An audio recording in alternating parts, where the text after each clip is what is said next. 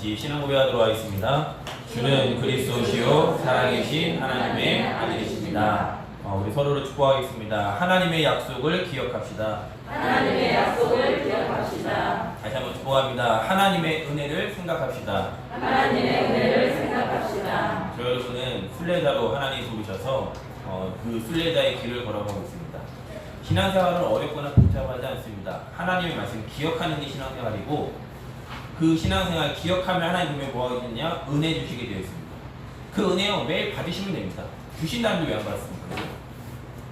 내가 달라고 하는 게 아니라 하나님 주시겠다는데, 하나님 은혜 주신다고 했습니다. 언제 은혜 주시죠? 하나님을 찾는 자에게. 우리가 할 건 뭐예요? 하나님 말씀 펴고 잠깐이라도 5분이든 10분이든 그 말씀 앞에 멈추고 그 말씀 읽어 나가시면 하나님이 찾아오셔야죠. 금식한다고 찾아오시는 분이 아닙니다. 뭐 저 산에 기도원 올라가야지 하나님 찾아오시는 것이 아니라 내가 있는 그곳에서 하나님 말씀 펴시는 겁니다. 말씀이 곧 하나님이시기 때문에 신앙생활 어렵게 하시면 안 됩니다. 금식하는 게 더 어렵다니까요. 나무 뿌리 뿌리는 게 더 어려워요. 일상생활 벗어나 저 산속에 들어가는 게 더 어렵습니다. 평상시대 성경책, 옛날에는 성경도 언어를 읽을 수가 없어갖고요, 라틴어로 돼 있어서 못 읽었잖아요. 그러니까 하나님이 마틴 루터를 축복해 주실 수밖에 없는 거예요. 독일어로 성경을 번역했습니다. 독일 사람이 성경을 읽었으니까. 신부가 하는 말이 다 맞는 줄 알고요. 성경이 그렇게 말하고 있지 않는데 왜 못 읽었죠? 자기 언어가 아니니까, 라틴어로 돼 있으니까. 똑똑한 사람만 읽었던 거예요, 그때 당시. 루터가 아니네, 하나님 말씀 보니까 행함으로 구원받는 게 아니라 뭐로 구원받아요? 믿음으로 구원받는구나. 그러니까 맞추는 거 도전한 게 아니야, 할 수밖에 없는 겁니다. 여러분 신앙생활을 막 열심히 하는 게 아닙니다. 할 수밖에 없는 거예요. 하나님 앞에 우리가 헌신해야 됩니까? 아닙니다. 할 수밖에 없는 겁니다. 그거 발견하면 됩니다. 하나님 나에게 그 은혜 달라고 여러분이 시간 그 응답 받으시면 됩니다. 우리가 지난주에는 베드로전서 말씀을 통해서 순례자가 걸어갈 그 길에 대해서 우리가 말씀을 나눴습니다. 베드로 후서 1장 2절에 보면 베드로가 이렇게 고백을 합니다. 예수 그리스도의 종이며 사도인 시몬 베드로는 우리 하나님과 구주 예수 그리스도의 의를 힘입어 동일하게 보배로운 믿음을 우리와 함께 받은 자들에게 편지하노니. 보배로운 믿음, 동일하게 신앙생활하고 있는 그 흩어진 나그네들에게 베드로가 다시 한번 베드로 후서를 통하여서 내가 너와 함께 보배로운 믿음을 내가 너희들에게 전한다. 오늘도 저 여러분 다른 거 들으시면 안 됩니다. 하나님 말씀 통해서 정말 예수가 그리스도라는 이 보배로운 믿음이 저 여러분의 마음판에 다시 한번 더 깊이 각인되어진 시간 되기를 주님의 이름으로 축복합니다. 왜냐, 우리가 너무 연약해요. 우리가 베드로 하면 직업이 어부 출신이죠. 그리고 우리가 흔히 잘 알다시피 예수님을 3번이나 부인했던 사람입니다. 3번 부인하기 전에 베드로가 얼마나 혈기가 왕성했던지, 굉장히 다혈질적이고 즉흥적이고요.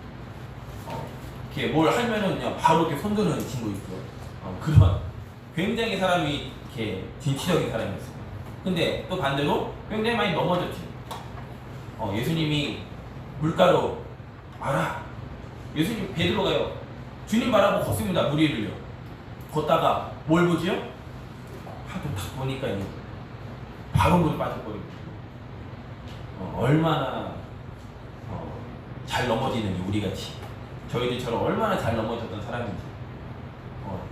예수님의 그 모세와 엘리야 대화하는 장면을 보고요, 그냥 오직 예수만 바라보면 될 텐데 예수를 위해서, 모세를 위해서, 엘리야를 위해서 초막 셋을 짓겠다. 얼마나 사람의 성격이 그렇죠. 저와 여러분처럼 똑같습니다. 그런 베드로가 예수를 그리스도로, 부활하신 그리스도를 만난 이후에 완전히 변해버렸어요. 하나님이 저 여러분에게 찾아오신다, 하나님의 말씀이 기억난다, 그것만큼 큰 축복이 없습니다. 우리 누가복음 22장 말씀 보겠습니다. 누가복음 22장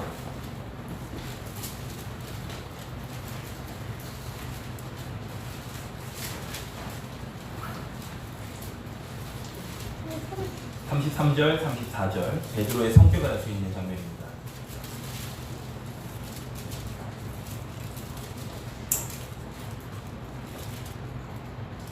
누가복음 22장 33절, 34절 이 부분은 예수님이 마지막 만찬 때 가룟 유다가 나를 배반할 거를 얘기하고 또 예수님이 베드로가 너 나 3번 부인한다. 그 3번 부인하기 전에 베드로가 했던 말입니다. 누가복음 22장 천천히 찾으시면 됩니다. 괜찮습니다. 22장 33절, 34절 우리 두 절을 같이 합독하도록 하겠습니다. 그가 말하되 주여 내가 주와 함께 오게도 죽는 데에도 가기를 각오하였나이다. 이르시되 베드로야 내가 내게 말하노니 오늘 닭 울기 전에 내가 3번 나를 모른다고 부인하리라 하시니라. 예수님이 십자가 지고 나를 배반한 사람이 있고 내 죽을 거라 얘기했더니 아니다 내가 예수님과 함께. 그때 예수님 뭐라고 하죠? 아니 너 나 3번 부인할 거야. 61절 62절입니다. 61절 62절 두 절을 같이 읽겠습니다. 주께서 돌이켜 베드로를 보시니 베드로가 주의 말씀 곧 오늘 닭 울기 전에 내가 3번 나를 부인하리라 하심이 생각나서 밖에 나가서 심히 통곡하니라. 자, 줄치식 있습니다. 주의 말씀 61절에 보면 주의 말씀 뭐 했답니까? 생각나서. 뭐가 생각난 거예요? 네가 나 3번 부인할 거야. 그것도 어떻게 생각났죠? 예수님과 베드로가 눈이 마주쳤어요. 저 여러분 이런 은혜가 있길 바랍니다. 넘어져도 괜찮습니다. 하나님 우리를 보시면 돼요. 그죠? 우리가 실수해도 상관없습니다. 실수하라는 말이 아니라 하나님의 시선이 우리에게 고정되어 있으면 괜찮습니다. 근데 하나님이 우리에게 모든 시선을 고정하고 계시다는 겁니다. 그때 저 여러분 하나님의 말씀이 생각나기를 주님의 이름으로 축복합니다. 그 말씀이 생각나면 돼요. 심히 통곡했죠. 그러면 어떻게 했죠? 베드로가 자기 고향으로 자기 본업으로 돌아갑니다. 저 여러분이 잘 알다시피 베드로가 낚시질을 하는데 안 잡혀요. 고기가. 예수님이요 여기 가서 그물을 내렸더니 몇 마리 잡혔죠? 153마리. 어마어마하게 많이 잡혔습니다. 우리가 알다시피 모나미 볼펜의 153이 그 의미죠. 단순히 뭐 부자 된다 그 말이 아니라 하나님의 역사를 확인한 겁니다. 그리고 그 잡은 물고기를 뭐 했죠? 고기 구워서 같이 먹습니다. 그때 예수님이 질문한 겁니다. 네가 나를 사랑하느냐? 그때 질문하신 거예요. 그것도 3번. 그때 베드로는 뭐라고 하죠? 내가 주님을 사랑하는 줄 아시나? 그때 예수님이 하신 말씀이 내 어린 양을 먹이라. 치라. 먹여라.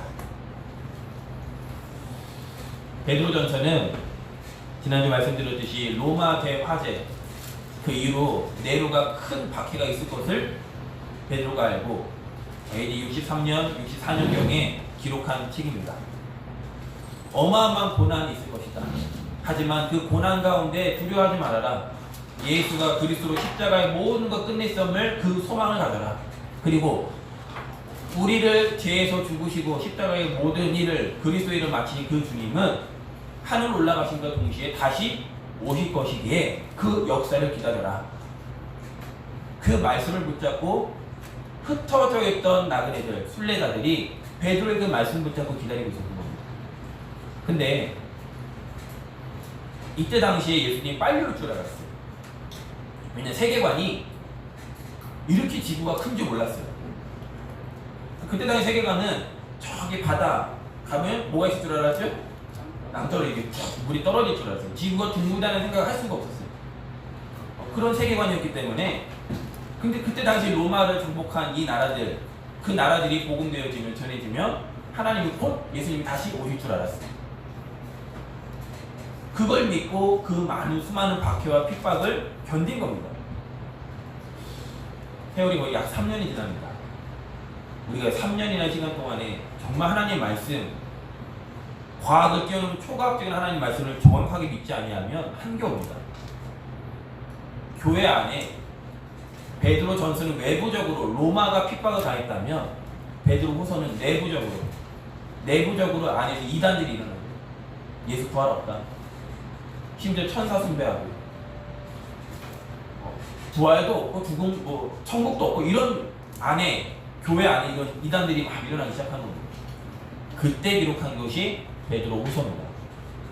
3년이나 시간이 지나고 AD 67년경에 베드로가 후서를 기록을 합니다. 그리고 68년도에 베드로는 순교합니다. 오늘 말씀해 보면 장막 이런 말이 나오죠. 베드로가 순교할 것을 앞두고 있는 그런 장면입니다. 다시 말하면 베드로서는 베드로가 순교하기 직전에 기록한 마지막 서신서입니다.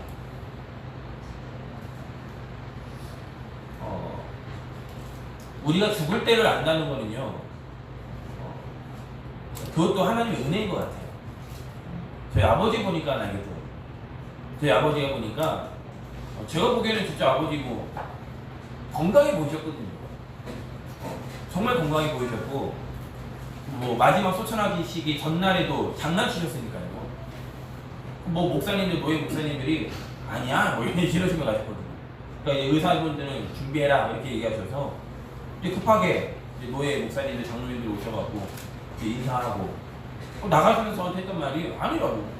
그냥 뭐 흔히 말하는 암 환자 이렇게 그려진 이미지들이 있잖아요. 근데 그렇지 않으니까. 근데 그 다음날 이제 그 저녁에 이제 돌아갔거든요. 근데 아버지가 아셨나봐요. 예. 저보고 자꾸 오라고. 제가 섬기던 교회에 제가 그때 당시에 부목사로 있었는데 배우니 오라고. 그때 제가 섬기던 목사님 남이셨기 때문에 제가 뭐 움직일 수 없는 상황이거든요. 근데 아버지가 아신 것 같아요. 은혜죠. 얼마나 강하게 저희 아버지가 그랬던지 어머니가 정말 저희 어머니 성격이 그러실 분이 아닌데 꾹꾹 참다가 그래 그러면 내가 전화하겠다 그러면서 이제 저희 섬기던 목사님 사모님에게 전했거든요. 저희 김경 목사가 저 아들 빨리 오라고 하는. 그때 사모님 뭐라고 했냐? 사모님 우리 상황 알잖아요. 김대훈 본목사 지금 못 보낸다고. 근데 그걸 옆에서 오길서 제가 섬기는 목사님이 듣고 계셨나봐요. 그러더니 이제 보내라고 하라고. 그래서 제가 이제 다 마치지 않고 왔거든요. 아버지 소천하시고 2주 뒤인가 제가 이렇게 교회로 이렇게 와서 이제 같이 이렇게 예배를 드리고 있는데 죽음을 안다? 그것도 은혜입니다. 베드로가 알았어요. 바울도 알았죠. 내가 달려갈 길을 다 마치고 내가 이 믿음을 지켰으니 내가 후에는 하나님으로부터 받을 상급이 있다. 저 여러분 하나님의 은혜가 있기를 주님의 이름으로 축복합니다.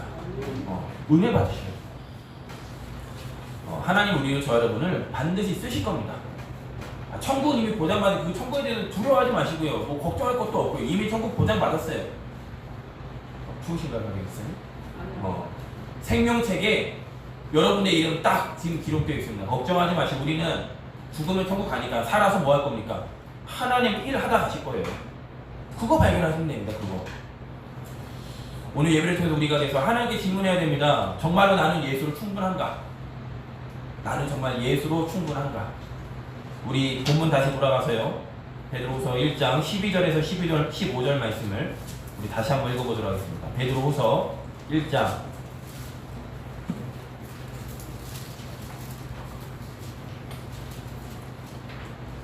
12절에서 15절까지 말씀 제가 읽을 텐데 제가 줄치라는 부분에 줄치시면 되겠습니다. 그러므로 너희가 이것을 알고 이미 있는 진리에 서 있으나 내가 항상 너희에게 생각나게 하려 하노라. 항상 너희에게 생각나게 하려 하노라. 줄치시겠습니다.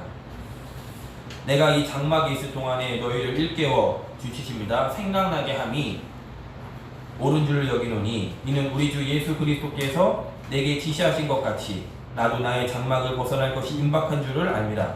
내가 힘써 너희로 하여금 내가 떠난 후에라도 어느 때나 이런 것을 주칩니다. 생각나게 하려 하노라.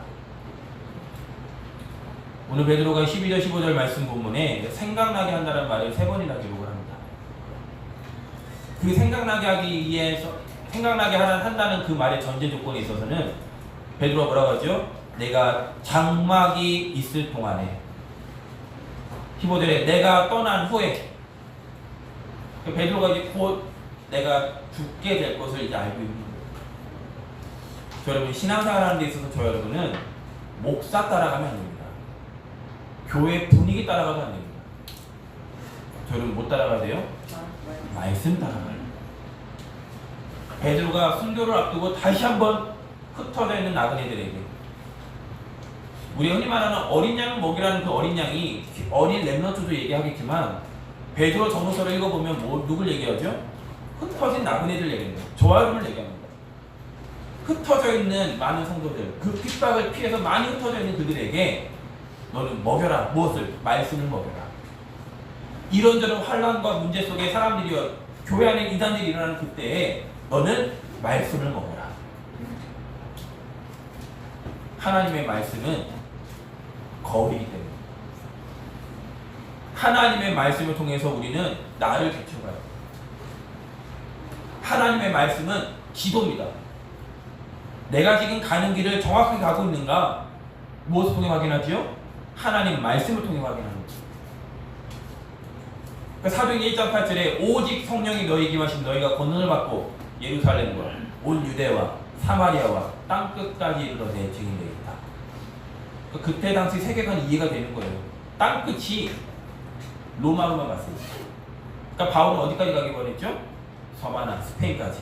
그때 당시 바울의 세계관은 스페인이 땅끝이었어요. 그러니까 소망이 있을 수 있겠죠. 소망 가진 이유가 있겠지.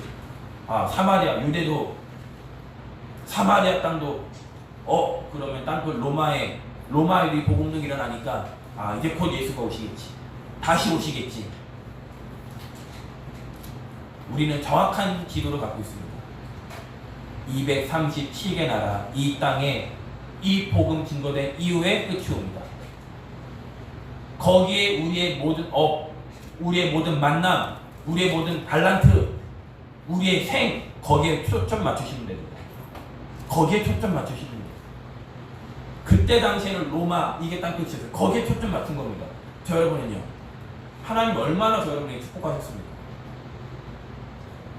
과학을 가지고 우리 뭘 확인할 수 있어요? 하나님 말씀이 사실을 확인하고 있죠. 하나님의 말씀이 진짜 사실이구나. 그걸 우리 지금 확인하고 있죠. 하나님이 노아의 방주 그 규격 축소해갖고 실험해봤더니 절대 안 넘어진다고 하지 않습니까? 과학이에요.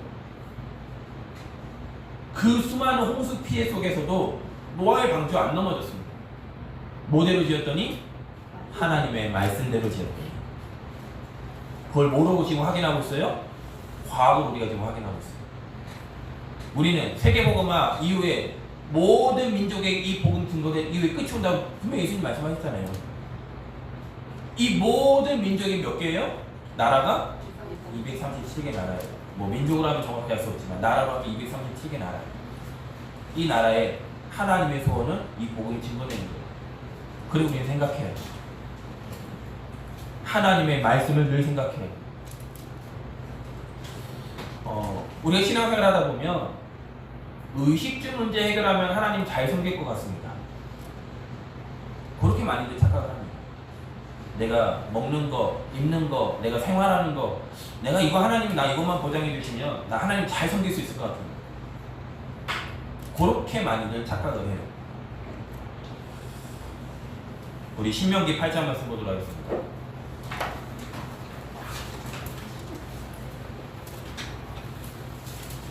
신명기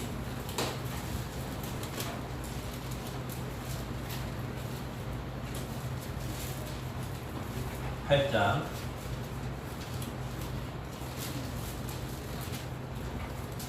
3절입니다.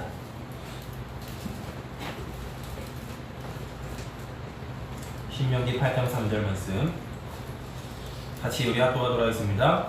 너를 낮추시며 너를 줄이게 하시며 또 너도 알지 못하며 내 조상들도 알지 못하던 만나를 내게 먹이신 것은 사람이 떡으로만 사는 것이 아니요 여호와 입에서 나오는 모든 말씀으로 사는 줄을 내가 알게 하려 하십니다.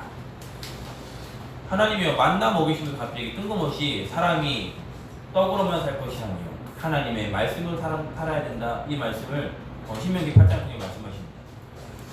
출애굽기 12장 13절에 보면 유월절 양피 바르는 날 재앙에서 빠져나오는 출애굽하는 역사를 응답을 받지요. 하나님의 은혜입니다. 구원은 하나님의 전적인 은혜입니다. 그들이 광야길을 걸어가는데 앞에 11일이면 걸어갈 길을 하나님의 40년 광야길을 뺑뺑뺑 돌리십니다. 그 첫 관문이 어디였냐면 홍해였습니다. 홍해라는 큰 한계가, 큰 문제가 앞을 가로막고 있고 뒤에는 애국 군대가 쫓아옵니다.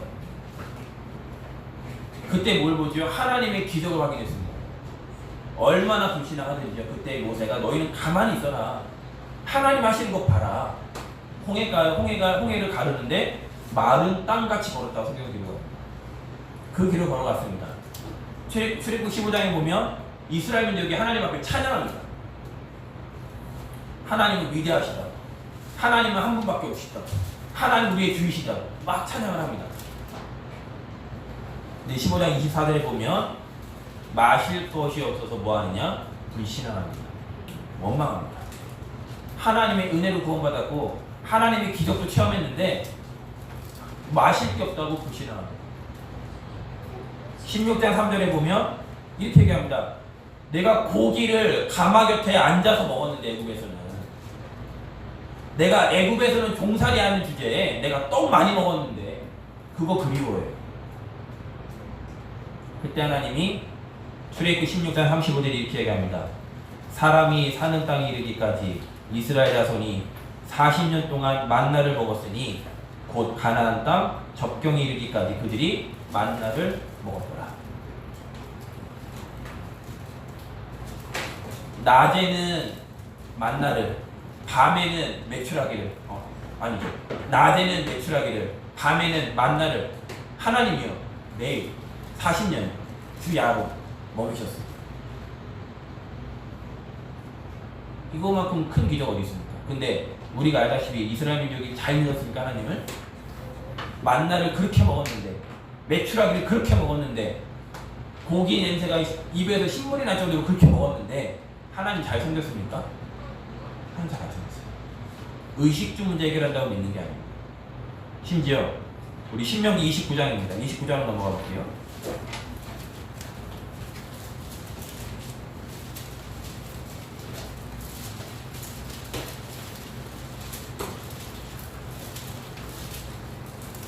신명기 29장 5절 말씀입니다.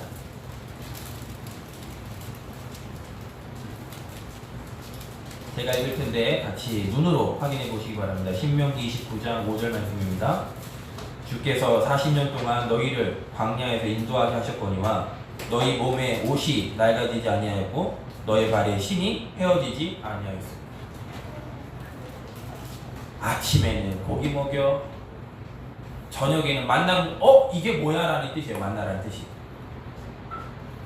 이게 뭐지? 이게 만나라는 이름의 뜻이에요. 근데 먹으면 맛있어요. 달콤해요.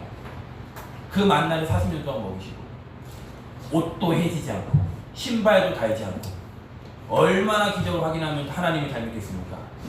근데 그렇게 믿는다고 믿는 게 아니에요. 우리가 기도를 바꿔야 그래서 하나님 내가 이렇게 해주시면 하나님을 아니에요. 말씀대로 그냥 믿으시는 거예요. 그 마태복음 4장에 보면 예수님이 사단으로 시험을 받죠. 40일을 금식하시고 배고픔도 알고 떡 모양처럼 생긴 돌 가져다가 야 떡으로 만들어 먹어라. 그때 신명기 8장 3절 말씀을 예수님이 그대로 인용하십니다. 사람이 떡으로만 살 것이 아니요 입에서 나오는 하나님의 말씀으로 산다. 그리고 요한복음 6장 48절에 내가 곧 생명의 떡이다. 우리는 그 생명의 떡 대신 그리스도를 먹어야 돼요. 내가 오늘도 그리스도를 먹고 있는가 생각하셔야 됩니다. 나 혹시 지금 내가 의식주 때문에 힘들거나 의식주 때문에 감사하거나 이런 수준 아닌가? 바꾸셔야 돼요. 하나님의 말씀 때문에 그 말씀이 저 여러분에게 매일 생각나셔요. 나는 정말로 예수로 충분한가? 그 만나를요 더 많이 먹어보겠다고 더 많이 남겨놓으면 뭐했죠? 그 다음날 되면 상에서 냄새나서 못 먹었어요. 그래서 일용할 양식이란 말이 그 말. 우리가 그 말은 남의 거 뭐 돈 막 이 말이 아닙니다. 하나님의 말씀을 매일매일 우리가 일용하게 먹어야 돼요. 뭘 먹어요? 그리스도를. 그리스도를 우리는 매일매일 먹어야 돼요. 하나님의 말씀을 우리는 매일매일 먹어야 돼요. 그 말씀이 우리 안에 우리의 영혼을 자라나게 합니다. 우리의 육신도 자라나야 되지만 우리의 영혼이 자라나야 돼요. 믿음이 자라나야 돼요. 언제 자라나요? 믿습니다 세게 할 때 자라는 게 아니라니까요. 옛날 부흥회 하면 막 믿습니까 하면 하면 그게 믿음 좋은 게 아니에요. 하나님의 말씀을 말씀대로 믿는 게 믿음이 좋은 거예요. 하나님의 말씀을 통해 예수를 그리스도를 믿는 게 믿음이 좋은 거예요. 누구는 하나님 말씀 보고도 특히 이상한 거 잡아갖고 그거 막 틀린 얘기 하잖아요. 자, 다시 본문으로 돌아가겠습니다. 19절입니다. 성경책을 왔다 갔다 해서 감사하죠. 성경책에 지금 통풍 넣어두고 있습니다. 지금. 아까 집사람이 사모님이 그런 얘기 하더라고요. 성우한테 성우야 집에 성경책이 있니? 네. 그러니까 성경책 펴봐라. 아마 붙어있을 수도 붙으면 안 되니까 성경책 좀 넘겨주라고. 이해는 못해요. 왜 붙어요? 이러더라고요. 얇으면 붙을 수 있어. 베드로 후서 1장 19절입니다.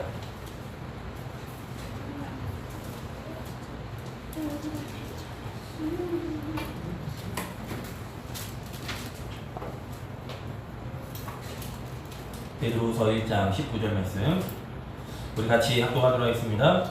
또 우리에게 더 확실한 예언이 있어 어두운 데를 비추는 등불과 같으니 날이 새어 샛별이 너희 마음에 떠오르기까지 너희가 이것을 주의하는 것이 옳으리라. 더 확실한 예언이 있어 라는 말씀이 있습니다. 이 말은 성경 위에 더 다른 것이 있다는 말이 아닙니다. 많은 사람들이 이 부분을 두고 내가 경험한 거, 내 복음, 내가 복음, 자기 복음, 섞인 복음, 틀린 복음 이런 것을 가지고 하나님 말씀 그거보다 내가 체험한 게 더 맞아. 이 말씀도 맞는데 하나님이 나에게 영감 주신 이게 더 맞아. 이런 사람들이 나옵니다. 지금 그 말이 아닌데 이 베드로가 고백한 이 말씀은 더 확실한 예언. 그러면 참 예언이라는 말이 있다는 거죠. 예언과 더 확실한 예언이 있다는 건데 예언은 뭐냐? 구약을 얘기합니다. 구약 39권. 더 확실한 예언은 뭘까요? 이때 당 신약이 완성되었을까요? 신약이 아직 완성되지 않았습니다. 근데 하나님의 감동으로 오늘 20절, 21절에 이렇게 얘기하죠. 먼저 알 것은 성경의 모든 예언은 사사로이 풀 것이 아니니 예언은 언제든지 사람의 뜻으로 낸 것이 아니요 오직 성령의 감동하심을 받은 사람들이 하나님께 받아 말한 것이니라. 하나님의 성령으로 감동받아 모든 성경은 하나님의 감동으로 된 것으로 베드로가 그 은혜가 있는 거예요. 다시 말하면 예수님이 공생애가 전에 하셨던 그 사역, 그 예수님이 승천하시면서 내가 다시 올 것이다, 너희는 이 복음 전해라, 그 사명을 붙들고 초대교회와 안디옥교회와 마가다라파 교회, 마게도냐 교회와 로마 교회가 이 복음 운동했던 수많은 제자들이, 사도들이 서신서를 남기고 그 복음이 우리에게 임할 것이다. 저 여러분 어떠한 은혜를 받았죠? 성경 66권 완전한 복음을 저 여러분이 지금 은혜로 받은 거예요.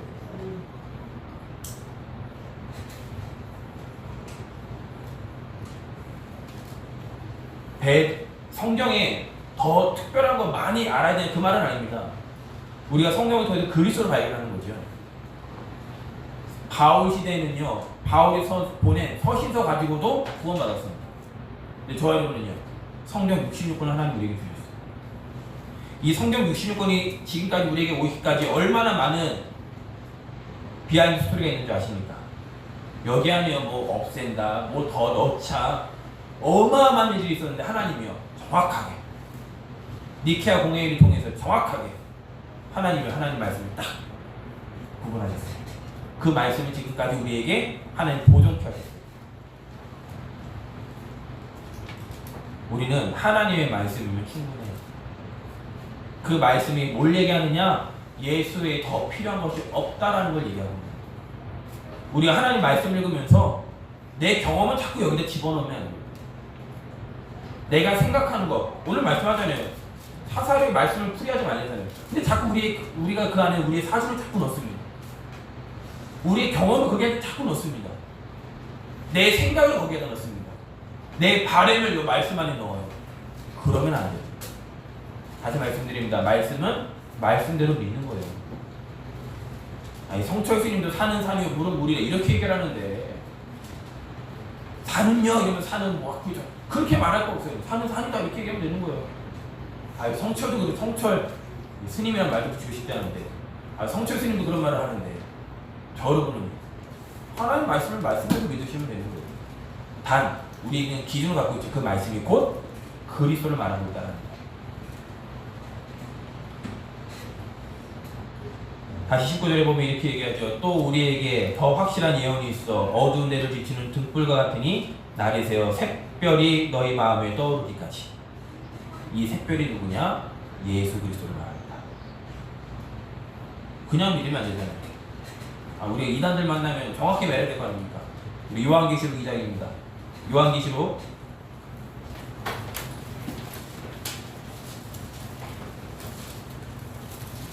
2장 요한계시록 맨 끝에 있습니다. 요한계시록 2장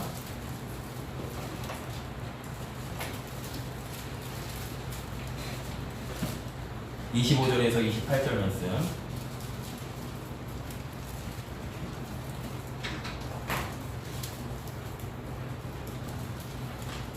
요한계시록 2장 25절에서 28절 말씀 같이 합독하도록 하겠습니다. 다만 너희에게 있는 것을 내가 올 때까지 굳게 잡으라. 이기는 자와 끝까지 내 일을 지키는 그에게 만국을 다스리는 권세를 주리니 그가 철장을 가지고 그들을 다스려 질그릇 깨뜨리는 것과 같이 하리라. 나도 내 아버지께 받은 것이 그러하니라. 내가 또 그에게 새벽별을 주리라. 새벽별 준답니다. 그 새벽별이 도대체 누구냐? 새벽별 누구냐? 22장입니다. 요한계시록 22장. 이거 짜맞추기 아닙니다. 이단들은 짜맞추기 아닙니다. 요한계시록 22장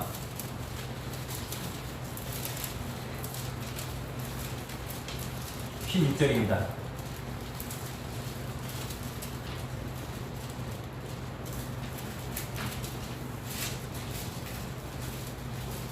요한계시록 22장 16절 우리 한 절을 같이 합독하도록 하겠습니다.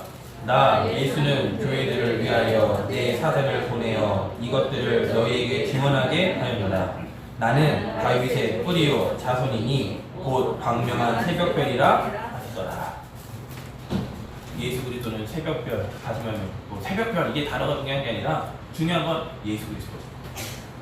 하나님이 예수 그리스도에게 만왕의 왕으로 만주의 주로 모든 문을 그 열쇠를 하나님이 그 그리스도에게 맡기셨습니다.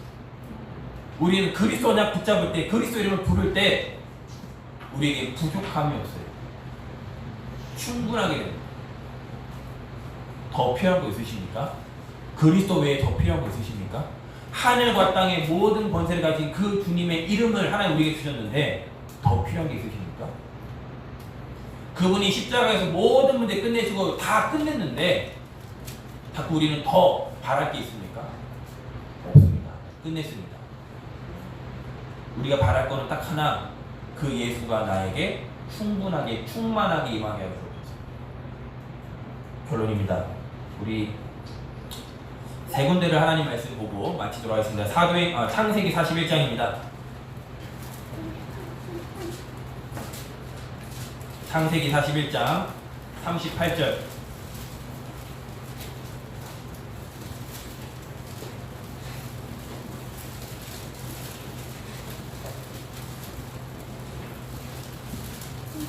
창세기 41장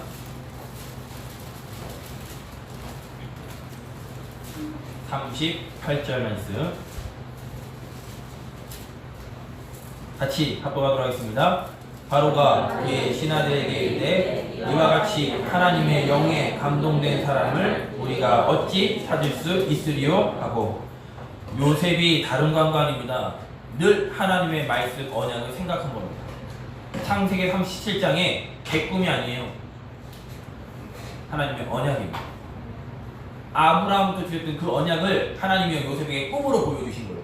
그 말씀 언약을 요셉이요 노예로 있어도 감옥에 있어도 왕의 자리에 섰어도 그 말씀을 잊지 않았던 거예요. 생각하는 거예요. 얼마만큼 생각했던지요. 바로가 하나님의 영에 이만큼 감동된 사람을 어찌 볼 수 있겠냐. 사무엘상입니다. 사무엘상 16장입니다.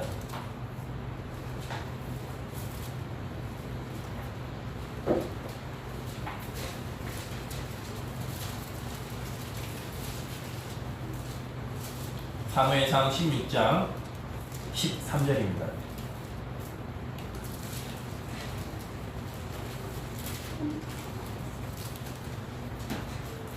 사무엘상 16장 13절 구약성경 434쪽입니다.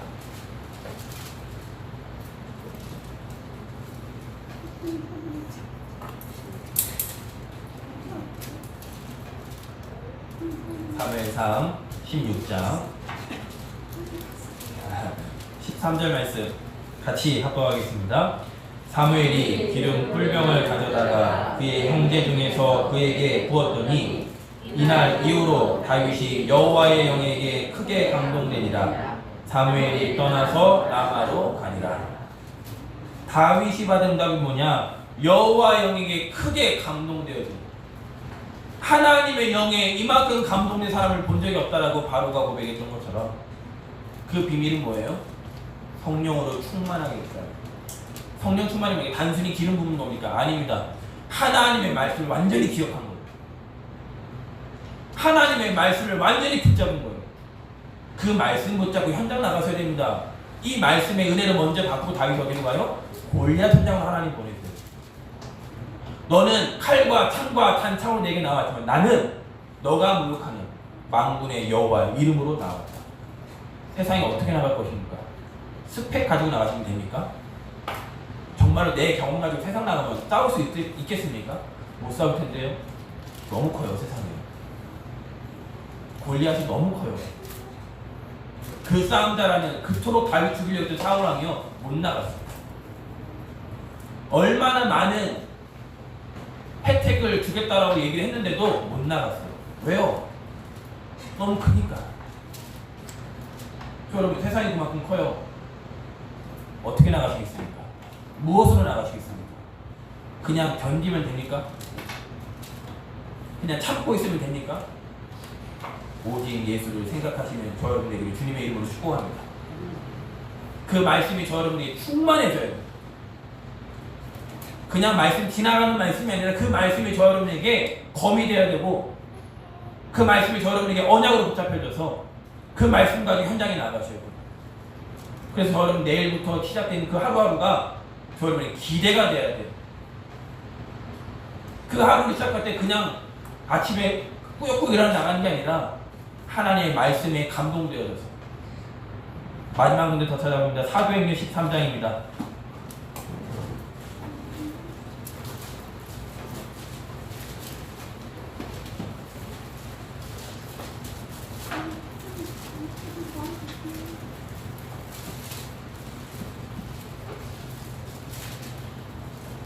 사도행전 13장 22절.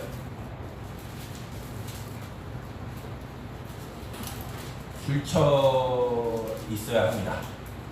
사도행전 13장 22절. 내가부터 읽을게요. 내가 같이 있습니다. 내가 이새의 아들 다윗을 만나니 내 마음에 맞는 사람이라 내 뜻을 다 이루리라 하시더니. 하나님의 마음에 맞는 사람, 그 기준이 뭐예요? 말씀. 다윗은 언약궤가 돌아올 때 얼마나 기뻤던지 속옷이 내려왔는데도 그거 신경 안 썼어요.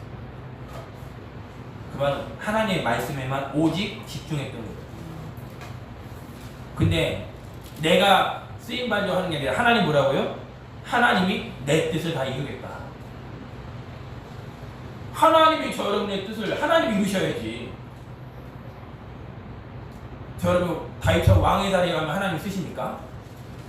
다니엘처럼 총리 자리에 가면 하나님 그때 쓰시는 겁니까? 아닙니다. 어느 자리에 있든 어느 환경에 있든 어느 직업을 가지고 있든 상관없습니다. 하나님의 말씀에 하나님에 맞는 사람이면 하나님이 쓰셔요. 그 맞다라는 기준은 말씀이에요. 말씀은 곧 진리이기 때문입니다. 그래서 예수님이 내가 곧 길이요 뭐요? 진리요 생명입니다. 나로 말미암지 않고는 아버지께 올 자가 없다. 이 진리 되신 말씀 붙잡고 예수를 깊이 생각하시면서 그 예수를 오직 생각하시는 이번 한 주간 되시기를 주 예수 그리스도 이름으로 축복하겠습니다. 기도합니다. 하나님 감사합니다. 오늘 선포된 말씀이 지나가는 말씀, 땅에 떨어지는 말씀이 아니라 성취되어지는 말씀이 되어지게 하셔서 이번 한 주간도 증인으로 현장에서 승리하게 하여 주옵소서. 예수 그리스도 이름으로 기도드렸습니다. 아멘.